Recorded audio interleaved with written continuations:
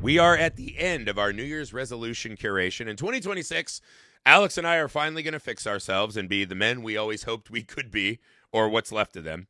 Alex, what's your resolution and why did you pick this movie? I mean, I think it's pretty obvious. Over the last few years, you want to do crimes that are outside of the law. That's what it is?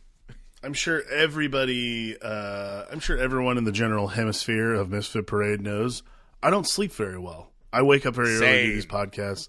I also just don't sleep well in general. I never have. Griffey and I used to wake up at like 4 o'clock in the morning to go to work out at the Wipe. And, you know, I've never recovered from that. So I stay up a lot of the time. I stay up. I mean, like, again, the advantage is when Henry was a little baby, it was easy for me to wake up and do. You were stuff prepared for parenting because, like, sleep schedule. Yeah. Yeah. When you're in production person like I am, it's easy to, you can function off 2 hours sleep. You shouldn't, but you can. Yep. So in the spirit of that, my New Year's resolution was to just try to get some fucking sleep, which is why I picked Insomnia from Christopher Nolan, a remake of the original one from 1997, I believe. Yeah, I've actually never seen the original. Starring Stellan Skarsgård. I haven't either. I'm sure it's good. I wanted to go watch it today once we're done potting because, I wait to do my research till after the show. No, it is one of those things. This movie really hits on and you are struck by. Pacino's looking old in this movie, right? Not Pacino old now, but like old. And I've hit that point in my life where I also just am like, if I stay up a little later, my kids are in bed, I'll work 3 or 4 hours after. So you're going to bed noon or midnight, 1, whatever. I'm a school teacher. I got to be up early the next day. And so you're like, I can just run it. If I get 5 hours of sleep, that'll be good for me. I'm hitting that age now where I literally will be walking through my life like Pacino and this like, oh, hey, oh, halibut, right? And like just that droning, zoning off that is so painful. Yeah. And this movie captures that. I want to start here, Alex. I do feel like at the core conceit of this movie, there's just something that doesn't work for me immediately. It has nothing to do with the movie or the storytelling, but I was like, just take a nap. Like, I am a world-class nap taker. I've taken naps on all forms of furniture, chairs, whatever. I sleep in the daylight. I sleep when kids are playing basketball around me. This seems insane to me, and I can't believe it's real. I get it. I understand. So insomnia works a little differently than, like, napping, okay? You can't take naps when you're an insomniac. But he's not an insomniac until he comes to this place. Is that correct? I believe so, yes. But again, it's also one of those things, like insomnia is one of those things where, as someone who's dealt with this a little bit, insomnia is one of those things where it's not where you're not just like,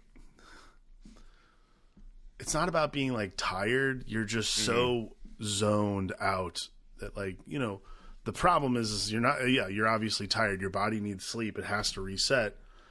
The other part of that is like, you're so zoned out that the world is just passing you by in a lot of ways. Like you're just not there. And I think that's sort of the scary thing for Will Dormer, which is Al Pacino's character.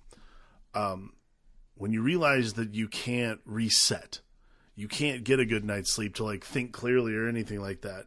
The clock starts running on, whether or not you can actually face reality. And I think that's kind of the cool, that's Christopher Nolan has this obsession with time. It's not a bad thing, by the way. Like, he makes a lot of movies about time, how time works, how time functions. Like, it is one of his big motifs. Lately, it's more been about like how time is structured in the way his films are made. It used to be about like time itself, like Inception and Insomnia. I think what's interesting about Insomnia is the concept of time here is literally like your clock is going to run out and you what was it? I mean, it happens later in the movie, but when he's talking with Robin Williams' character, he's like, I went 5 days without sleeping. He's like, that would fuck with you. Like, but I think beyond that, at the end of the movie, it's like, it's your 6th midnight. You broke my record. So Pacino in this movie's been up 6 days with no sleep. Yeah. And that is I think it's at 4 days is when you start to, let's just say everything starts getting a little fuzzy around the edges. Yeah. I've only had I've only had 2 days before. 2 days is the longest I've gone without sleeping. So yeah, like, I don't think I've ever had this without the enhancement of substances, but if you used to get down like I do, you've definitely been awake for a couple days in a row. Yeah, I've had only 2 day. I've only had a 2 day bout, and yeah, things. It's one of those things you just feel. The way I can describe it is you feel dried up. That's how I feel. Like I just felt dried up, and it wasn't like, I don't know how else to describe it. I think the thing that struck me about this movie, actually, this is like the central thing that I still don't understand. Wasn't really explained. I don't really get it.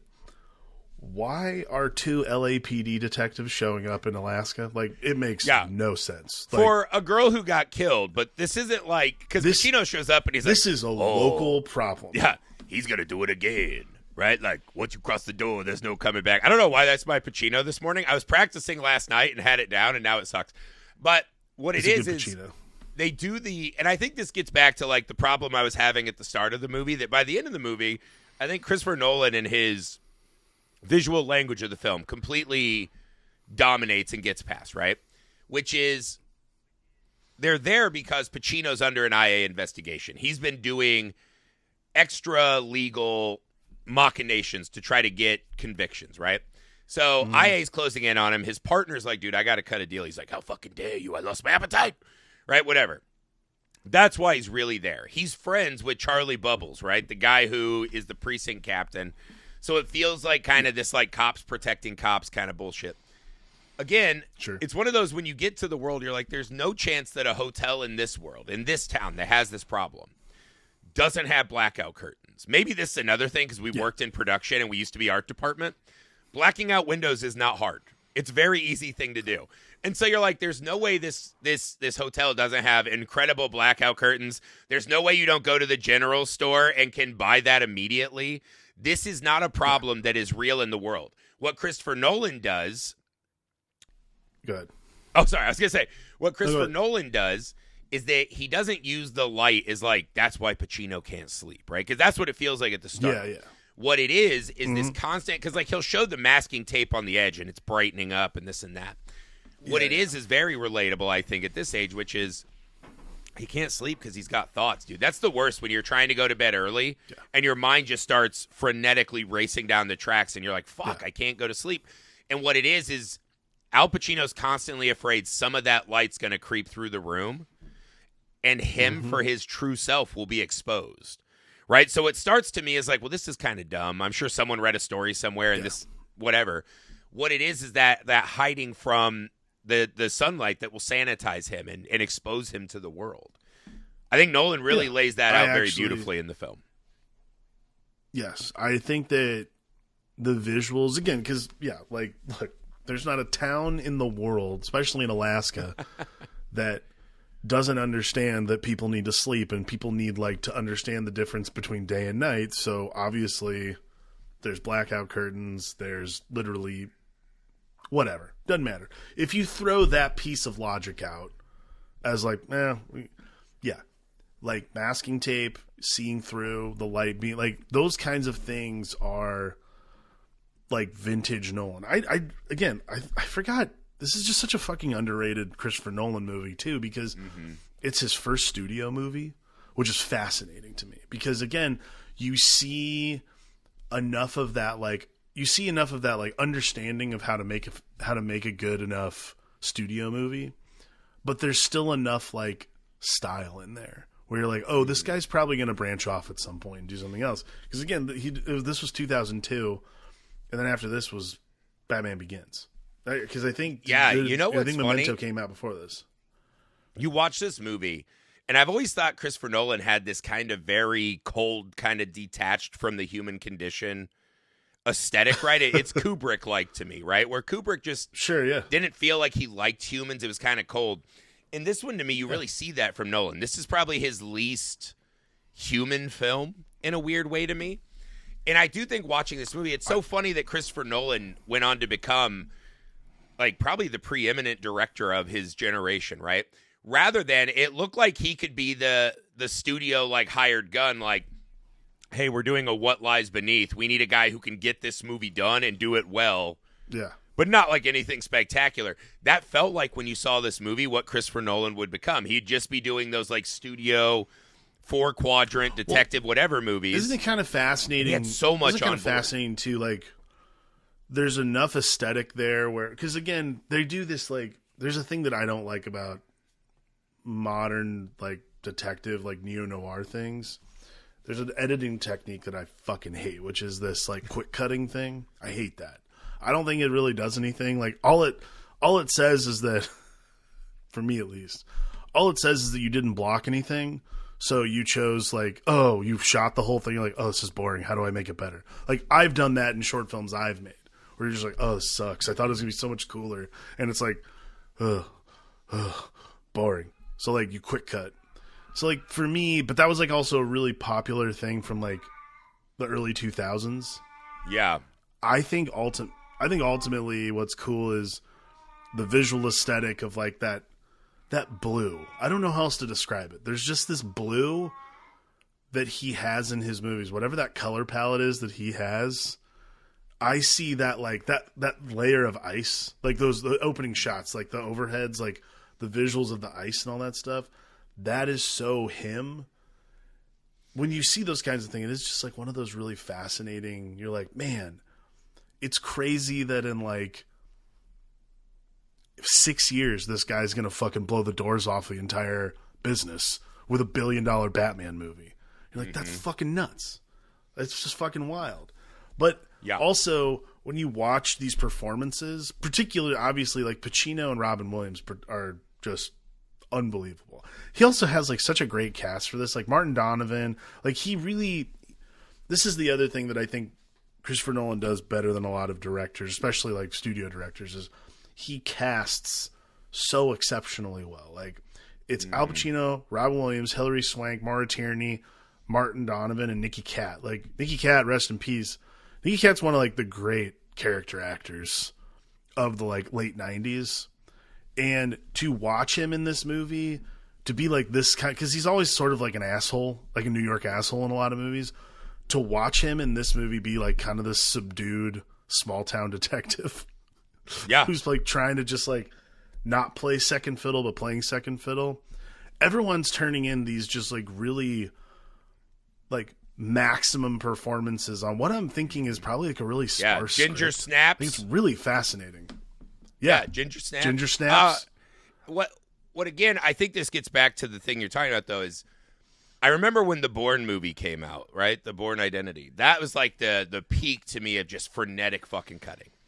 And what that does is psychically at a film theory level is every cut pulls you out of the believability of the false reality we're supposed to be inhabiting, right? And there's reasons for that sometimes it can work in the opposite, right? It's know a rule so that you can break it effectively for impact.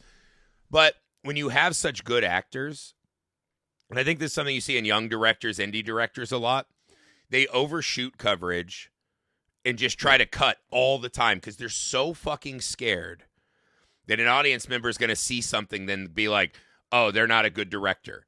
And what it does when you cut that much, oftentimes what you're doing is you are fucking crippling performance. Because if you're cutting that often, you're losing this kind of connectivity of what the performance is, especially when you're taking so many different takes and monstering them together. You can lose that, and it makes the actors feel like, where are they? What are they doing? But really, it's just in the edit, you're undercutting the reality. It's a lack of belief. And Christopher Nolan, obviously, and he was right, had a very firm belief. And again, that's probably easier for Christopher Nolan with budget and Al Pacino. If I had Al Pacino in a movie, I'd be like, just fucking roll. That's the cool thing about, I mean, again, like, it's not like the world's best, you know, it's not my favorite Al Pacino performance by far. No, I think that's what this is. This is just a rock solid, like 3 out of 5 middle of the pack movie, but it's really just rock solid. Yeah, I think that's what's interesting about Al Pacino's performance, though, is like you're just with him the whole time. I think this is, I don't know how you felt about this. The irony being, we're recording this Sunday morning. I did not sleep last night after watching this movie, so I also had a bout of insomnia. I think what's really fascinating about Al Pacino's performance is as the movie goes on, as he gets progressively like more dazed, out of it, trying to kind of like, so do you? Like the movie, the visual language in the movie almost puts you in the same, it puts you in the same headspace. You're just like, because there's a point, and I don't know if you felt this. There's a point when we finally meet Robin Williams for the first time, like in person. It's that chase scene over the logs. There's something about that. There's something about that this time when I watched it, was like, that might not actually be real. There's a level to this that doesn't feel real. And then even like, I think what's cool about this movie is actually until probably the boat where they meet up for the first time, you're wondering maybe he's actually just seeing things and this isn't a real person. Like maybe he's just talking to himself on the phone. Like the way it's cut, the way it's shot, the way everything's put together, you almost don't buy that Robin Williams is a real character until they meet on that boat. It's absolutely fascinating. Yeah, I mean, I don't feel like it's that kind of movie, but I think it's a technique, no, right? It's not. That's what's cool, though. Yeah, the entire movie's set up for us to question reality. What is reality? And as you had Insomnia, the thing I could not get out of my head watching this, where this will come out a week or so after we recorded it. This is coming in the wake of police and authority overreach, right? Like, we just had a huge news story where an ICE agent killed a mom in Minnesota, right? Of course, the administration comes out and like, she's a terrorist, blah, blah, blah. Like a day later, the day I watched this movie, the footage he shot on his own fucking phone came out of the lady being like, hey, man, it's okay. I don't hate you. And nothing the administration said to us was true. It was all a lie. This guy shoots this lady and goes, fucking bitch. And everything, they lied right to our face. I think that I saw a clip online that said it's fuckery. It's like an old rap term, which is, I lie to your face knowing that you know I'm lying and you can't do a fucking thing about it. Oh, so watching everybody this just movie keeps quoting this weekend, 1984. Yeah, watching this movie this weekend in this kind of soup of police overreach, right? The state, these people that we put authority in their hands. Who are they? And I think what is fun, and it gets harder when you think about Insomnia and you go back and think about all of the great police movies and shows we've ever watched. Every one of them has this thing that we as the audience watch these heroes, air quotes, and we go, they're like, we don't have time for a warrant. We got to go now. And we watch these men break their oath, violate our rights, right? Take action, shoot people dead. And we as the audience go, yeah! And we cheer, right? As these fucking police do not uphold the oath that they are sworn to do, right? Because this is a movie, and there's good guys and bad guys.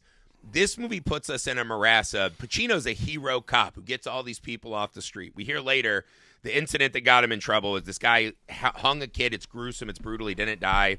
They found him 5 days later, and he knew this guy did. He's like, juries don't look into the eyes of child murderers. I do. And I knew. Yeah. And so he, who's not a cop, right? They even say multiple times, like Charlie Bubble's like, you're not a lawyer. Just do police work. He became lawyer, jury, executioner, and planted evidence on this guy.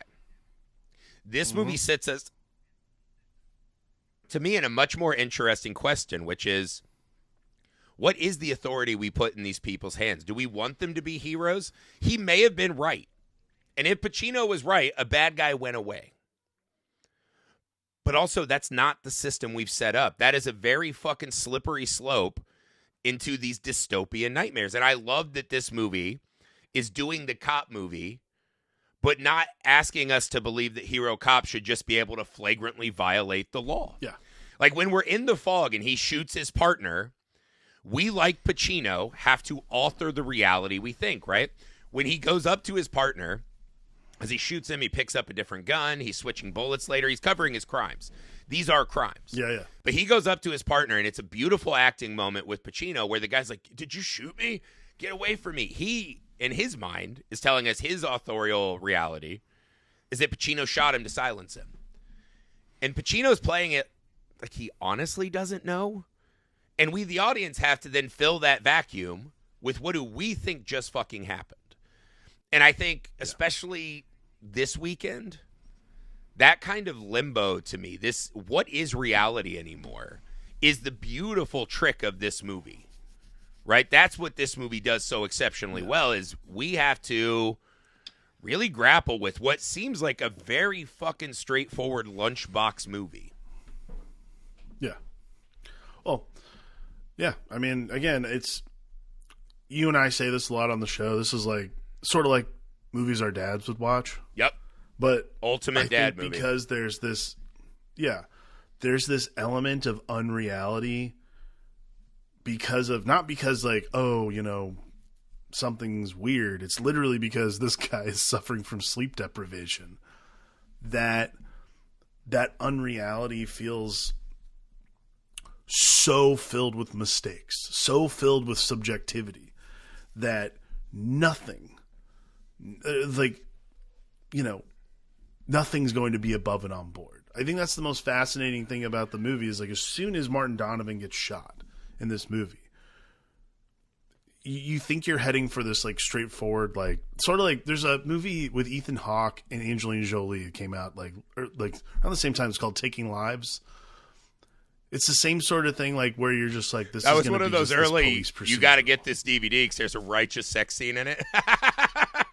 Yeah. It's just, well, yeah, like, and that's what you remember. Not that it was like any sort of procedural. The age before massive deluge of internet porn. Those were like big tidbits.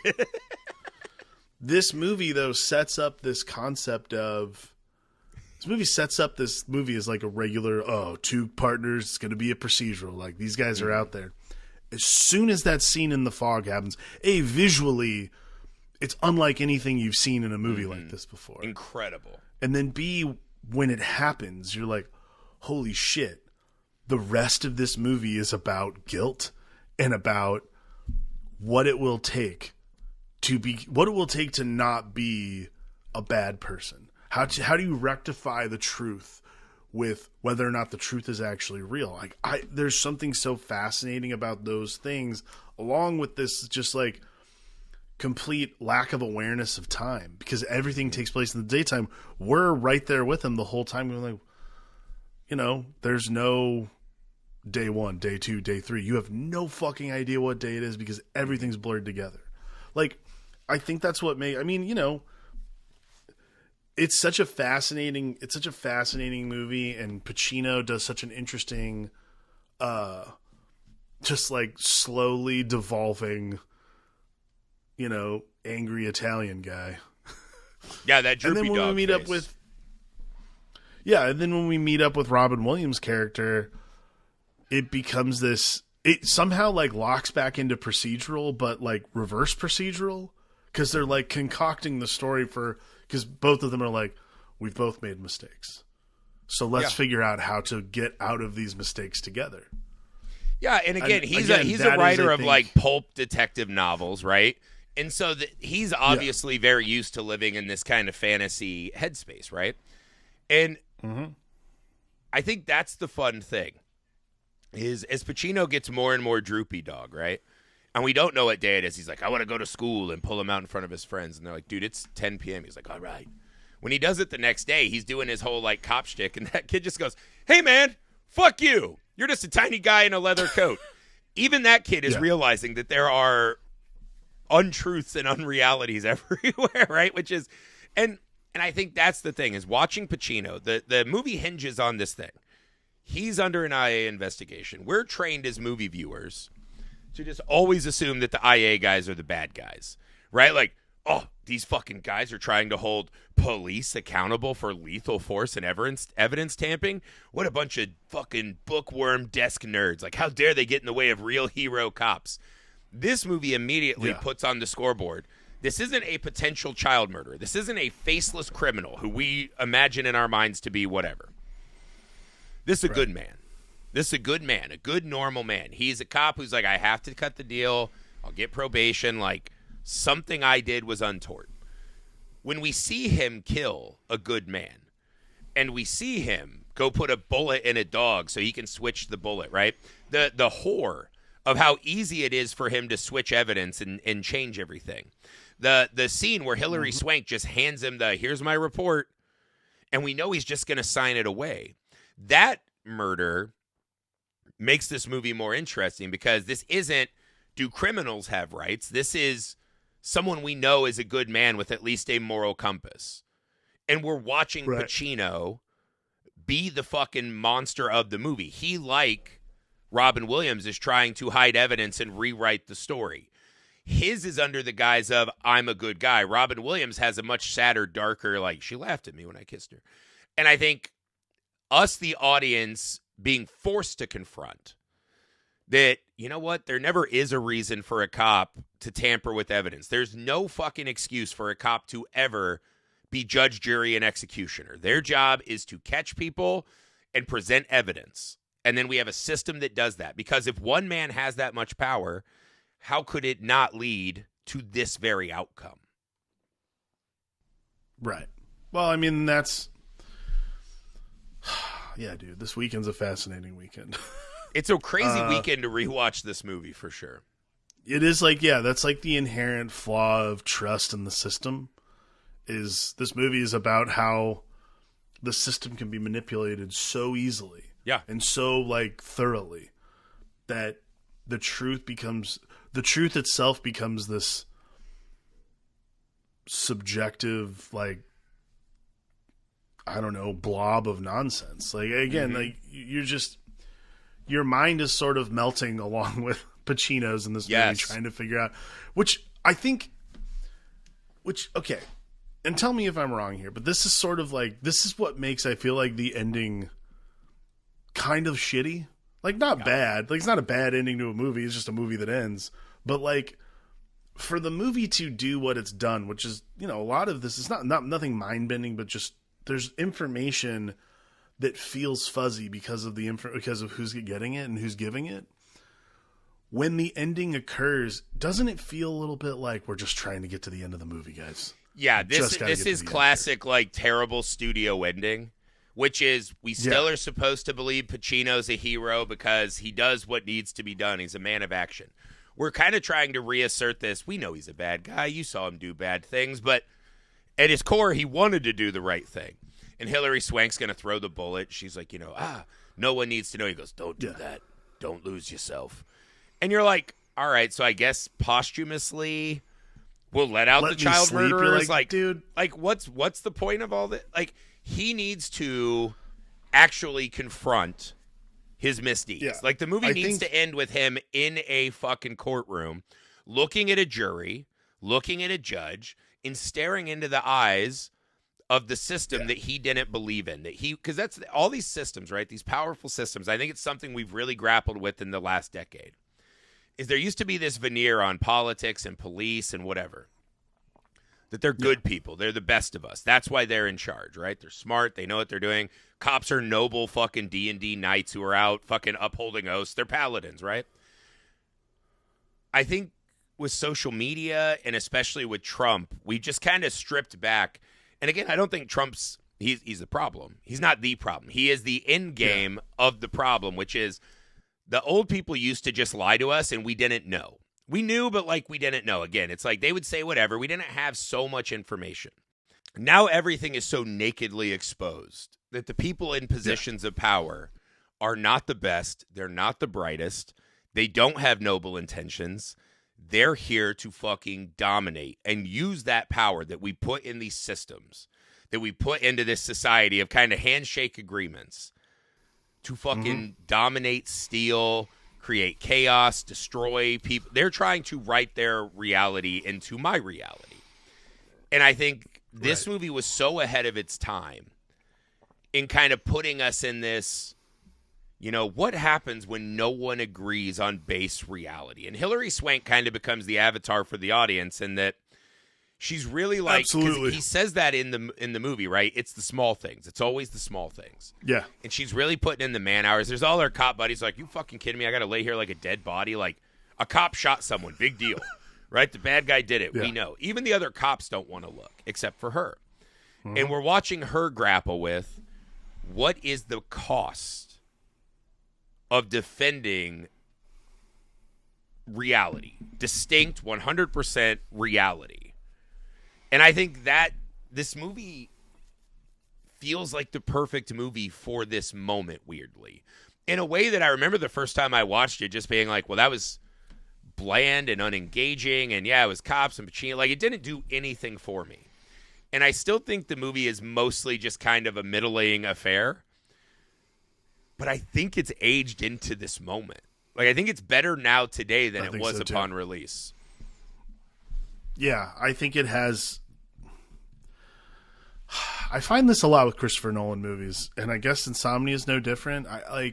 Other than probably the Batman movies, except for Dark Knight Rises, all of Christopher Nolan's movies, like upon rewatch, upon like more just experience with it, I've come to like, I keep like, oh, that movie makes more sense. Oh, there's something about that movie that is more relevant now than it was when I saw it like 3 years ago, 4 years ago, whatever. Like Interstellar pops up in my mind right now. It's just like a movie I've watched now like probably 2 or 3 more times and been like, because when I saw it in the theater, I was like, oh my God, are we going to do this fucking Christopher Nolan Deus Ex Machina thing again? Like, did he just fucking have to signal the whole movie? Like, great. I watched it again. I was like, oh, that is not at all what the movie was about. So why don't you just sit back and like find something else to enjoy about it? And like, it's a really moving piece of art. Insomnia sort of does this same thing where, yeah, like now it's so weird. We watched it this weekend, given everything that's gone on, but it is like this new, it does have this sort of new vibe about like the subjectivity of truth. And especially when it comes to who we trust to uphold the truth. So yeah, I agree. It's weird. It's weirdly relevant. It's this whole, the police mandate is to serve and protect, but they don't serve us, and it doesn't feel like they're protecting us much anymore. But then there's also this, you watch all these true crime shows, and it's like they had this guy, they interviewed him, but they didn't have enough evidence, so they had to let him go, and he killed 10 more. Like, so we're always in this weird, we want the man of action who fixes the bad guys. But also we see how that can go so bad. So it's this weird, you just can't win either way. It's getting back to this, and I think that's part of the isolation and the up in Alaska thing, right? Like, people are either born here or they're here to escape things. There's this there's this isolation where it's almost the law of the jungle takes over again, where the strong will decide what facts are and what's reality. And I do think that's the Christopher Nolan thing too, is that we just are not used to anymore as a cinematic audience, especially in bigger movies like this, like they would get wide theatrical and have big budgets. Our cinema diet is just so fucking calorically lacking that there are so few movies I need to watch multiple times to kind of actually cut into and digest the visual language and storytelling of the movie. Almost every movie you watch now, you just watch it and you're like, God, I need more now. There's nothing in here. You watch it again and it becomes less than. Christopher Nolan is such a good director that that's never the case. There's always more to explore and play with, right? Which is just not the kind of movies we get very often anymore. No. Well, and I think that's why he's up there with Spielberg and Kubrick and these other directors that just, you can rewatch these movies and constantly re-examine them to yourself. At a, whatever stage, we just talked about this. He's by far the best director of his whatever generation. Stage of life. Yeah, for sure. Without a doubt. There's no arguing it either. Yeah. Like, that's him. Like, he's that's the guy. He's the standard bearer. All right, I want to ask you about this. Yeah. This was a phase of Robin Williams' career where he was doing more stuff like this, right? Like, we obviously did 1 Hour Photo and some others. This was where he started taking darker characters. They were kind of weaponizing his lovability. It'd be like if all of a sudden Jack Black just started doing serial killer movies. Sure.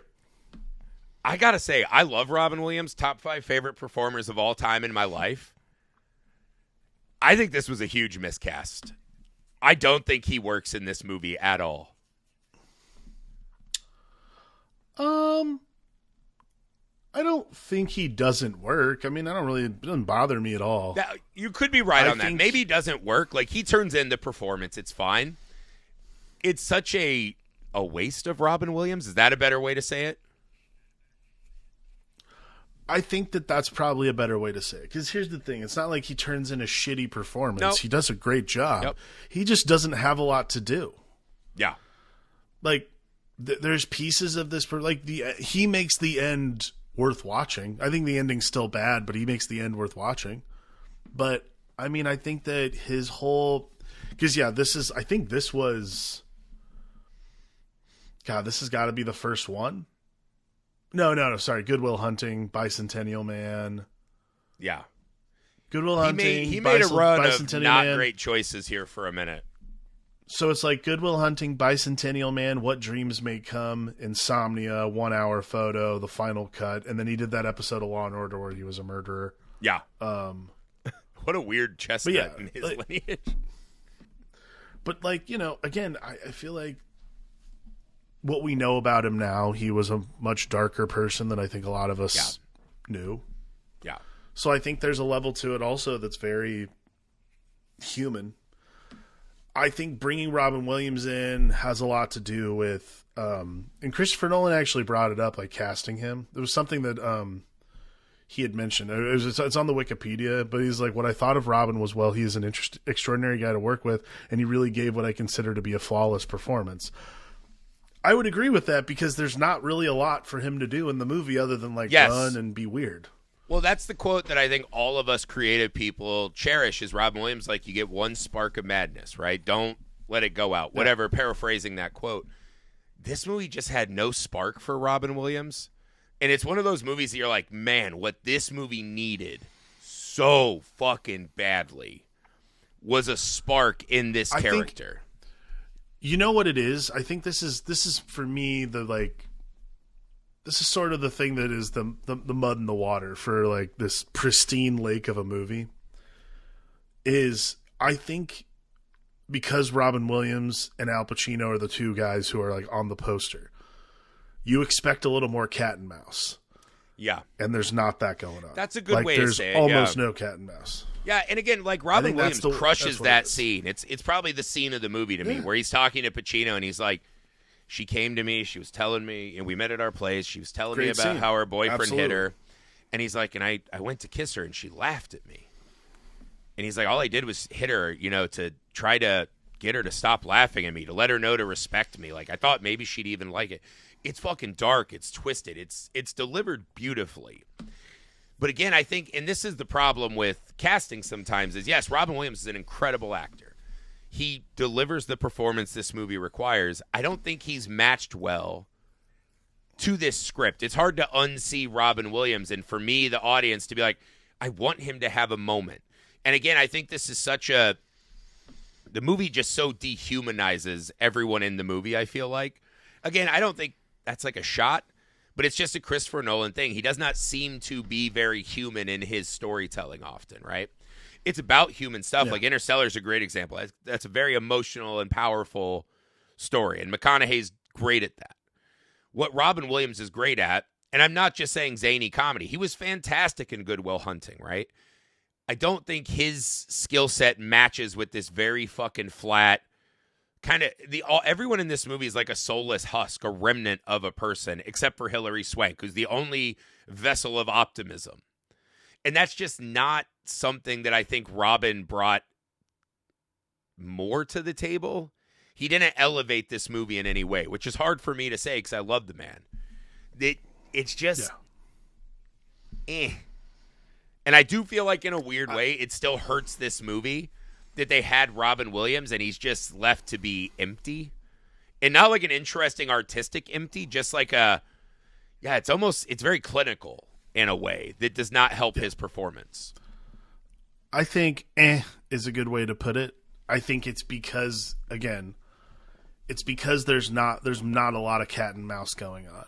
That it's because we just want it. That's what it is. You want it, and when you don't get it, it's just sort of like, it just becomes like, oh, what a nice cameo for Mr. Williams to have in this film. Yeah, like honestly, his next movie, 1 Hour Photo, is just the infinitely better version of this performance. Yeah, agreed, yeah. Which I don't think many people would say 1 Hour Photo whooped Christopher Nolan in much. They did in this. In that regard, yes. Yeah, so I don't know. It's a weird, it's hollow, it's clinical, it's not humanistic. but it's getting at something that's very prescient today in a way that's just so beautifully told. It's still, to me, it's just such a mixed bag of a film. It's very middle of the road kind of thing. But I do feel like it's a movie that I'm glad we got to rewatch. Because if you had asked me, I'd be like, yeah, that's like a 1 out of 5 movie. Like, it's a nothing burger. There's something very haunting about it, watching it again, that I was really much more impressed with it this time than I was the first time I watched it. It's good. I agree. I will say, here's a weird extra thing in the movie that I don't get. When Pacino at the end is like in his room, he's going to leave. And the lady who just like runs the hotel, cleans the sheets, she does every job apparently. More Tierney's thing? Yeah. Yeah. Maybe don't unfurl all your crimes on this poor woman who's like, dude, I got 3 hours left on my shift. Not only that, he starts telling her the story and she does the like, well, it's Alaska. It's about what you thought was right at the time and what you're willing to live with. The next thing we see is she's asleep in his bed, fully clothed. So I was like, there's a weird moment that was not shot that I needed. I need to know what the fuck what that was. What did that moment mean? Just reeks of studio. Yeah, I was like, did she hear about his child murderer thing? And she's like a true crime junkie too. And she was like, well, this has to happen now. I'm going to fucking have sex with this tiny droopy dog detective. It's bizarre. It's a weird extra moment in the movie that I just was so baffled by. I just had to put that out there for everyone. It's fair. Alex, what's the most messed up moment in Insomnia? Oh, the when he goes under the logs scared the shit out of me. Dude, what a that cool is like set some piece. Fucking next level shit. Great set piece. Next level terror. Next level. Yeah, and it's like, one of those moments drowning, too. Oh, or getting smashed, like when he comes up and the logs go boom. Yeah. It's a brilliant use of what makes this location interesting for this story. It's such a unique moment that you just don't see in many movies because they're not floating logs down the river. It's also kind of that fulcrum where when he goes under that water, it's almost as if he's reborn into this new reality of him and this fucking criminal that now he may work with. Really scary. And it's one of those things that cop movies always do, which is like the impossible chase scenes. I thought it was kind of cool that this tiny little guy in his like fucking loafers just slips and falls. I like that moment too. What do you got? If I had to pick the most messed up moment, it's for sure Robin Williams' monologue. When this, the detectives come to Alaska because this girl's been beaten to death, right? Left in the dump, her body was under a couch, right? It's horrifying shit. When Robin Williams is on the phone and he's telling her about, she was unfurling to me, all this stuff about her bad boyfriend. Robin Williams clearly was buying her gifts. He thought this was like a thing. She thought he was like an older writer mentor, right? She's young. She doesn't really get it. She's not a woman yet in that sense, right? She doesn't understand the game that she's accidentally walked into. And he says that she's trauma dumping on him. He goes in for the kiss and she laughs at him. And he's just, I punched her once just to let her know not to laugh at me. You have to respect me. Maybe she'd like it. It's so haunting and blood curdling. It's chilling. It gets at this, how he never saw her as a person. She was his plaything. And it's this mystery that we've been waiting to try to solve the whole movie.